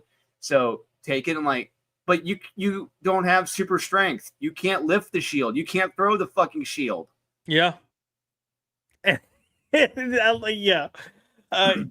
A lot of this is weird. I'm with you on the Hawkeye Clint Barton having like 6 arms. Okay. I guess.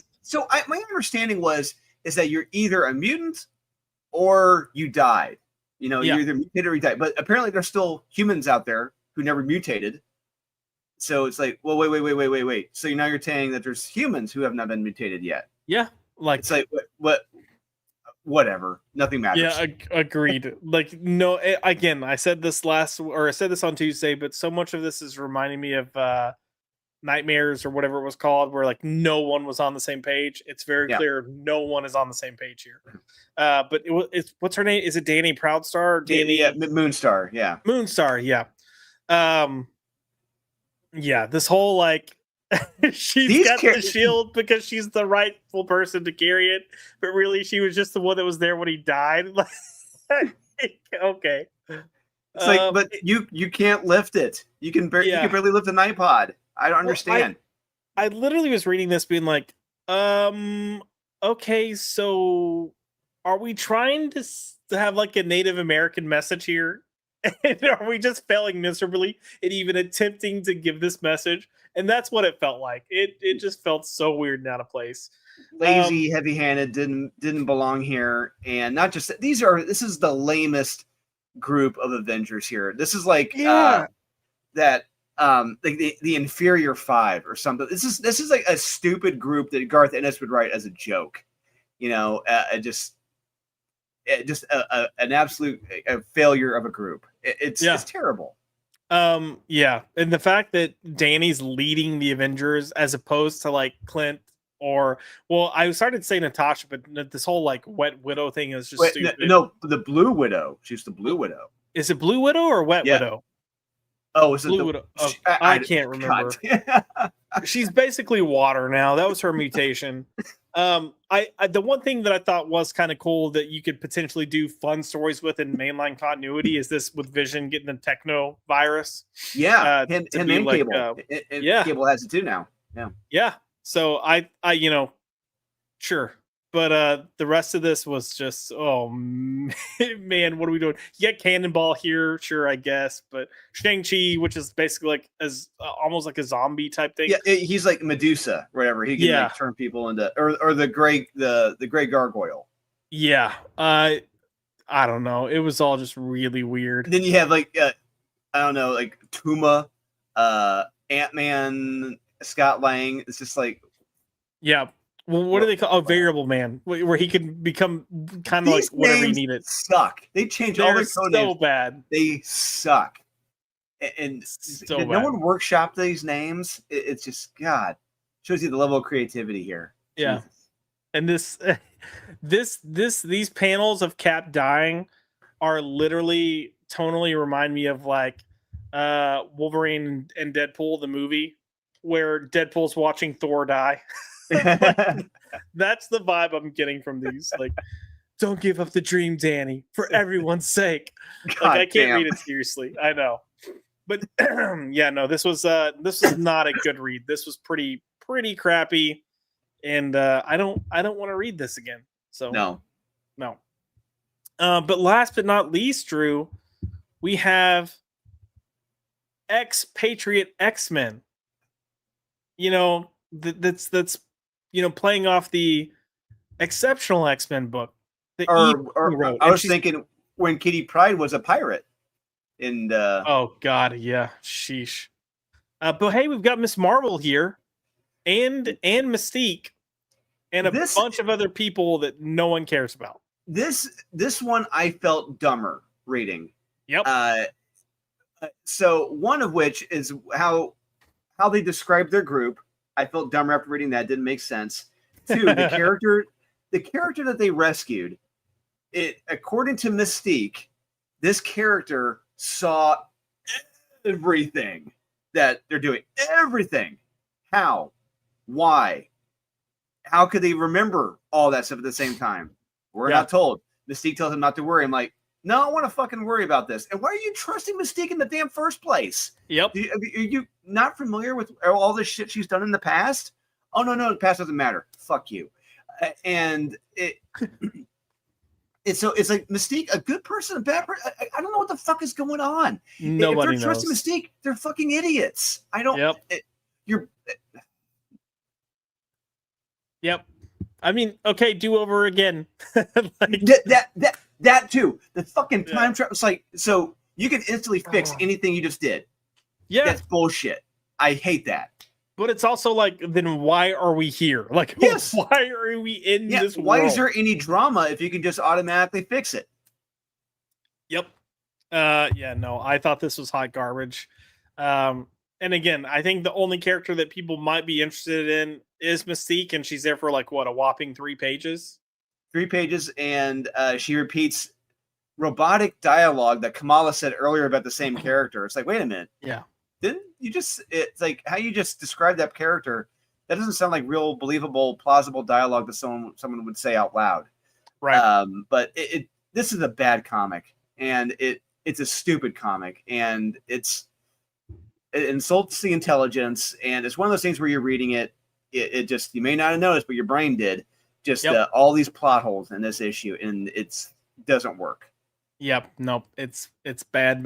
It's par for the course of what we've been getting from these X books. Let's look real quick to the comments. Let's see. Enzo 214 put, it was like a Deadpool as a horror movie slasher. I mean, yeah, but I think that's my point, where like at some point find a way to tie this stuff in. So like, even if you don't feature this in your main story, you could have a character say like, Wade Wilson's in the jungle just like slaughtering people, but he's this freaking zombie. Like, and not that heavy-handed, but you could have it reference like, don't go into the jungle because Wade Wilson's slaughtering people. Leave it at that. And the thing with slashers is that you can go with one of 2 ways with the victims. One, you feel sympathy for them, you're rooting for them to survive. Or 2, you utterly despise the characters and want them to die. And with these characters, I did not care about. I honestly, now if it was that Avengers team or the Expatriates, yes, Deadpool, kill them all. Yeah, please do us a favor. But this group, I'm like, I didn't care about. Well, Drew, I don't know if you knew, but that Avengers book was actually written by Elizabeth Warren. Oh, damn it! So that probably makes sense right there. So Pocahontas herself. Pocahontas herself. Salt even put, every week I walk past my LCS Marvel overflowing racks, smugly staring at the covers. This whole new X-Crap cash grab trash completely validates every one of my. Yeah, no, it does. And, It does. and according to reports, yeah, it's failing with retailers. You know, it is not selling at all. It is not selling well at all. Nope. Well, there's no build-up or hype, and then you don't really have any And characters pulling you attention. you don't have a strong antagonist. No, you don't, and you don't have a solid X team. But it's like, no, we have tons of X teams. It's like, yeah, they all fucking suck and they're all fucking lame. And it's like, with the Age of Apocalypse, look at those 2 or 3 X teams they had. They look fucking cool. They were awesome, you know. And these characters, I'm like, no, they're fucking lame.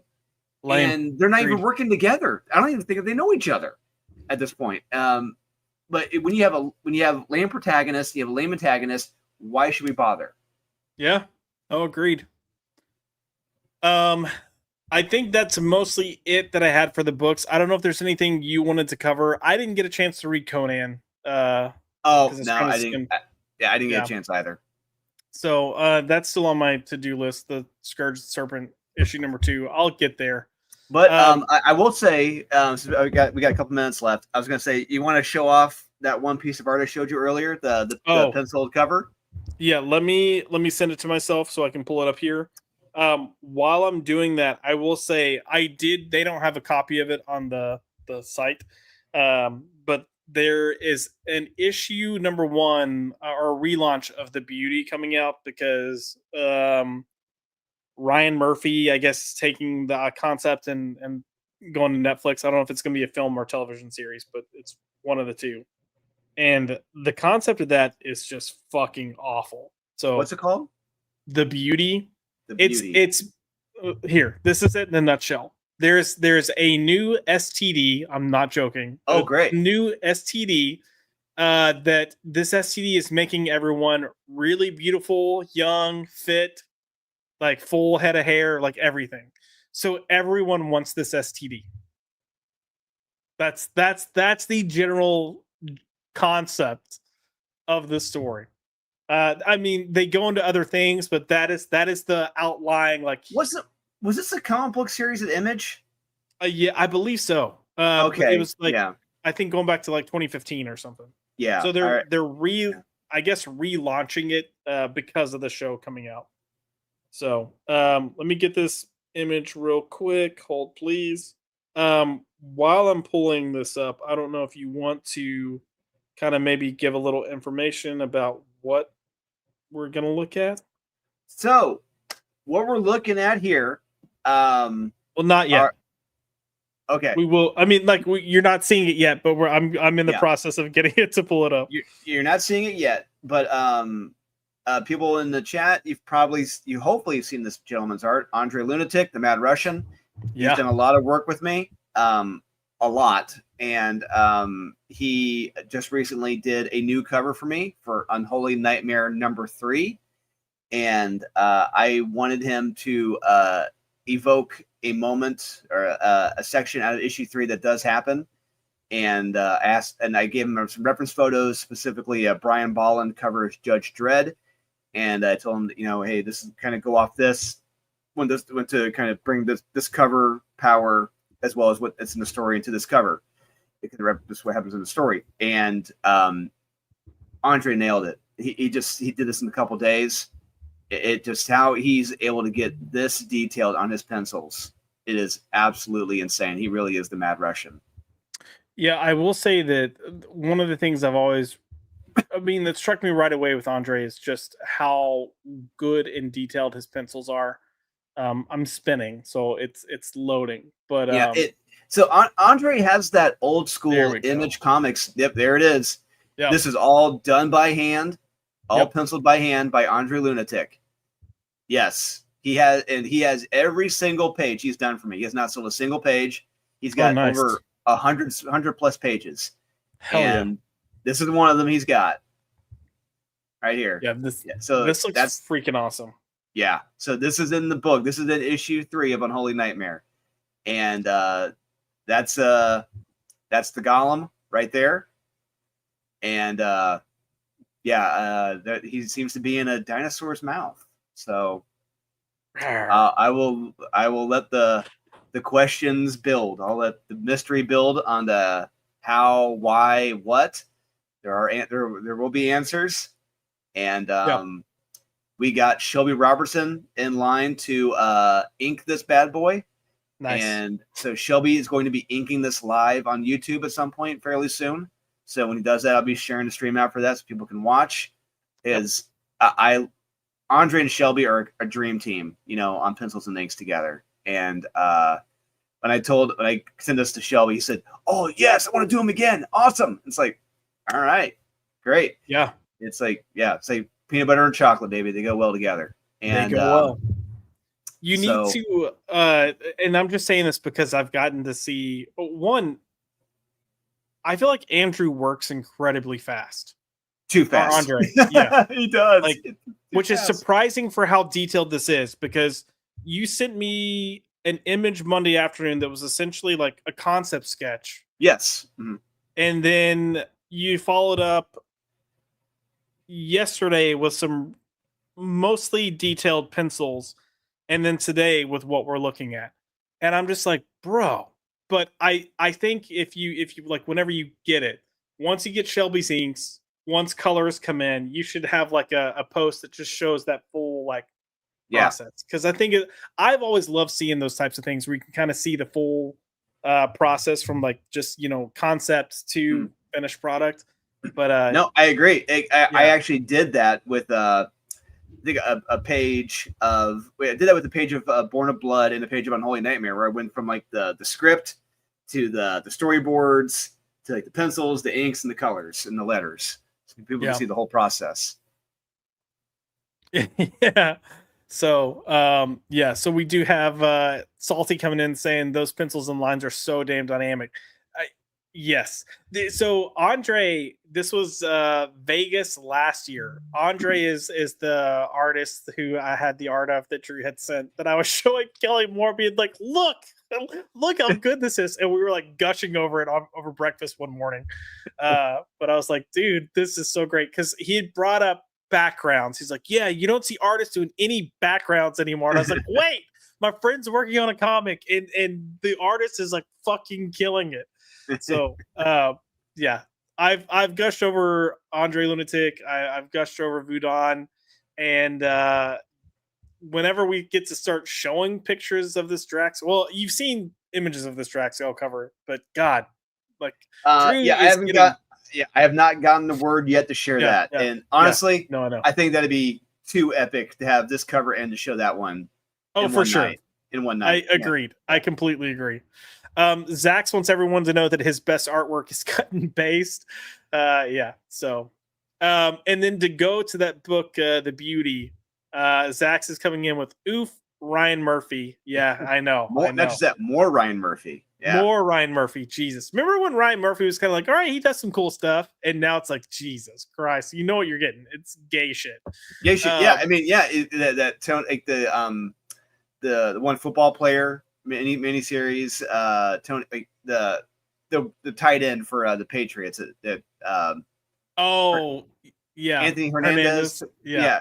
It's what did it wind up being about him being mostly? Him being gay. It's go figure. How about that? Anytime I hear about a new Ryan Murphy project, I think of that guy from Variety that was interviewing the people from Snagglepuss. Yeah. Is this the gayest Ryan Murphy project that you've ever done? Yeah. that's which is what I imagine. But then also in regards to that book, Salty put, "Oh God, that book, it's an AIDS fetish. Prove me wrong." I can't prove you wrong because I felt the same way.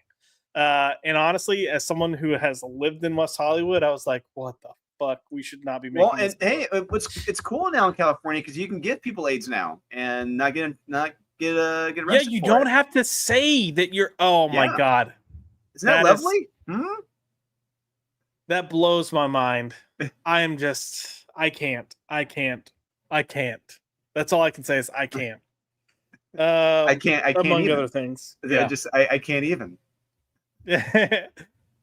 Kaiser put, that's how I feel about Tynan books, another gay book. Yeah, pretty much. All right, folks, we're gonna go ahead and start wrapping things up there. Like we said, it is a lighter week. I had plenty to say about Absolute Batman at the beginning. I tried to be as fair as possible with what I thought. The only thing I didn't say that I should have said about that book is the art looks good. Like Daniel Warren Johnson's art will always be good. I didn't say that, so let me at least get that out of the way before I end the stream. Other than that, there was a lot that I did not like about that book. The only redeeming quality for me was the priest. So, and I'm curious to see how this impacts Absolute Batman if it does. I've seen small minority groups of people saying I'm done now, but yeah, we'll see. Drewski, if people want to find you, where can they find you? You can find me on Facebook, Dolan Waddick. You can find me on Instagram, Dolan_Waddick. And you can find me on Thinking Critical on Saturdays, Talking with Wes, talking the best of the week. You can find me here as well on Tuesdays and Thursdays. You can find me at MegaCon next year at I think late February at the Comic Mint booth. And stay tuned for upcoming projects as well as that cover by Shelby Robertson. And yeah, indeed. Yes, we are here Tuesdays and Thursdays talking about nerd stuff. So come hang out with us. Oh, ending the night well. We got Salty coming in with a $2 super sticker. So before I wrap up my final spiel, one, thank you, good sir. And two, let's do a little spike. Why not? What are you doing here? 5 words or less.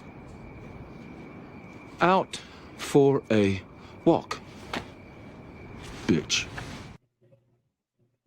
Yeah. I think he's going to be at MegaCon. I think. Maybe. Oh man, he's looking. He's so thin right now. He's so frail. Well, he was already he's already a thin guy. So. He was. He just looks even more thin. Oh God, we got more coming in. We got Cajun coming in with let's see, 1 gifted membership to Pop by Culture. Hell yeah, thank you, dude. Salty for that. Well, you know what? Max was in the stream earlier, and we were giving him such a hard time that we'll just go with this Max clip. Max, I just gifted you a ice cream super sticker. Ice cream, yum.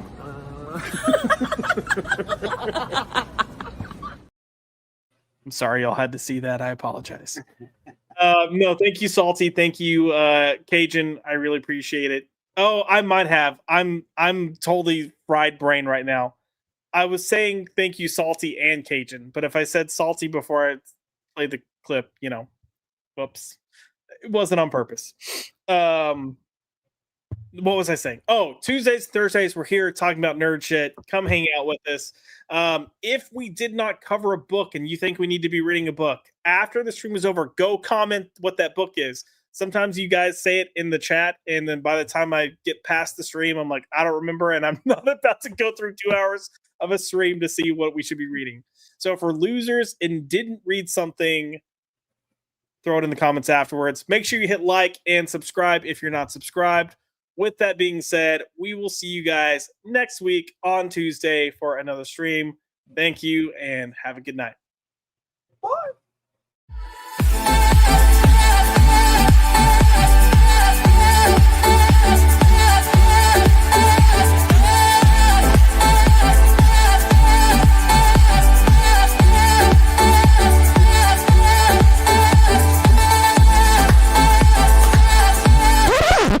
Get the fuck